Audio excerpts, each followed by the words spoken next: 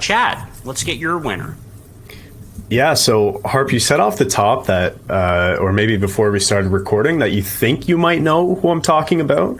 But I can guarantee you don't, because I'm picking the New York Rangers as the winners of the deadline. I called them frauds about a month ago, maybe 6 weeks ago now. I said in a hot take episode that they might miss the playoffs this year. And I mean, listen, that's not going to happen. They're firmly in. They were a pretty good team before the deadline. Now, I think they are a great team, and a team that is, one of the top teams in the East, in my opinion. And I guess we'll see how it works out in the playoffs. But I think the Rangers are the winners of the deadline because they got two of the best available players on the market. You can argue that Timo Meier was the best player on the market, and I think that's a pretty fair argument to make. But after him, when you look down the list, Tarasenko and Patrick Kane are two of the other best players that were available, and they got them both, and they didn't have to give up very much. So Kane, Tarasenko, also Nico Mikkola to add depth on the blue line, and Tyler Mott to add depth up front. 4 players coming in, all impact players in my opinion. And going out, you've got Kravtsov, who you needed to move because the player was a bit disgruntled. You've got Sammy Blais going out the door. That's fine. He's replaced by Mott, Hunter Skinner, and some picks. Those pieces going out compared to those pieces coming in, I think they win 100%, 10 times out of 10. They got very much a better team from this deadline. And now, you look at their lines top to bottom, they are so deep, and every line can score. Now you've got the kid line of Kakko, Hedl, and Lafreniere playing on the third line instead of the second, or breaking them up and playing them all in the top 6, or Hedl as a 3C or whatever. But now they're all on the third line playing together and getting even easier matchups. And I know I've said in the past I want those 3 players to play more, but now you're justified in pushing them down the lineup because their top 6 is absolutely loaded. So I think the Rangers are going to be scary in the playoffs, and it's all because of a wonderful trade deadline. So they're the winners in my books. Yeah, that's exactly why the Devils need to pass Carolina here, because they're going to have to play the Rangers if not, and that's just going to put me through all sorts of stress because I hate their guts, and they're going to be a good team, especially in the playoffs. They had a deep run last year. Yep, last year. Yeah, Stanley Cup or Eastern Conference Final, right? Yeah, lost to Tampa. Yep. Yeah, that sucks. Yeah. Anyways, talk about dollars.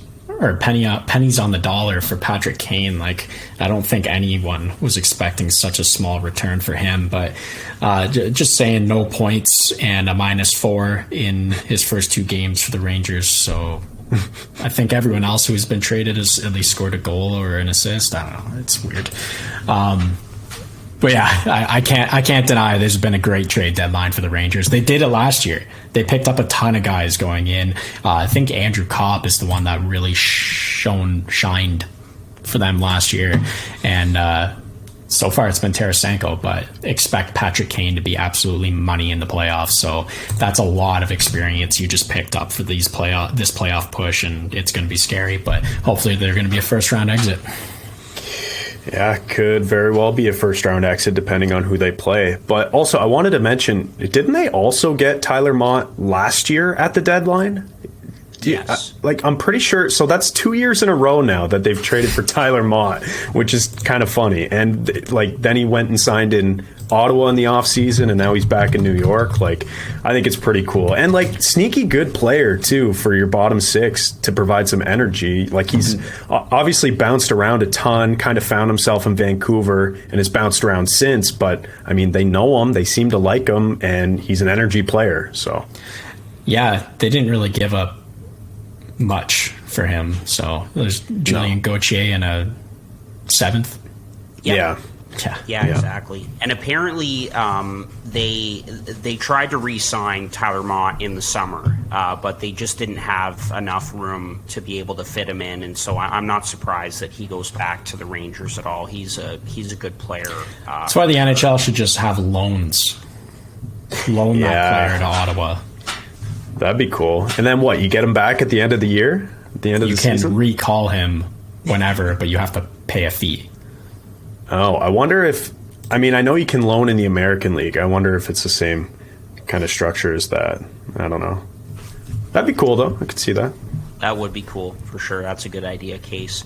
Yeah, with the Rangers, I mean, on paper, everything looks great. Final Four appearance last year. They could win the Stanley Cup this year. You know, Shesterkin has his game back, and they've got all the right elements. The only thing I kind of wonder about is with adding Tarasenko and Patrick Kane, you've already got Panarin there, Zibanejad, a lot of guys that want the puck on their stick. And I wonder about that if they kind of have too much of the same in the top six.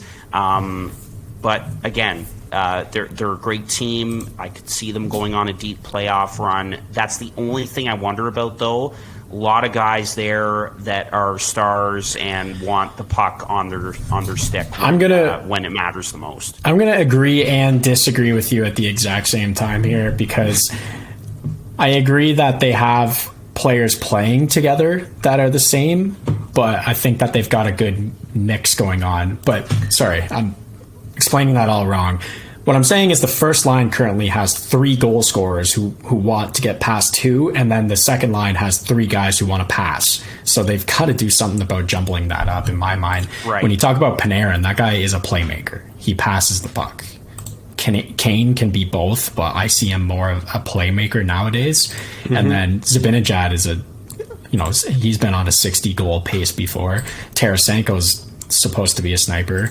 Kreider scored a boatload of goals last year. So I think they've got 3 guys who are goal scorers and 3 guys who are passers. And if they can find that formula properly, they'll be all right. But I see where you're coming from. What worries me more about their top 6 is not that they have a lot of guys who want the puck at the same time, or that they have a lot of the same thing. Even though I do really like the top 6, I see a lot of guys who can't play defense. They don't have many two-way players. So that is one concern for the team. I mean, you've got Shesterkin and a pretty good back end as well. So in the playoffs, maybe it doesn't matter. Maybe they do what Edmonton did last year and just kind of outscore their problems. You know, like Connor and Leon both had 2 points per game last year.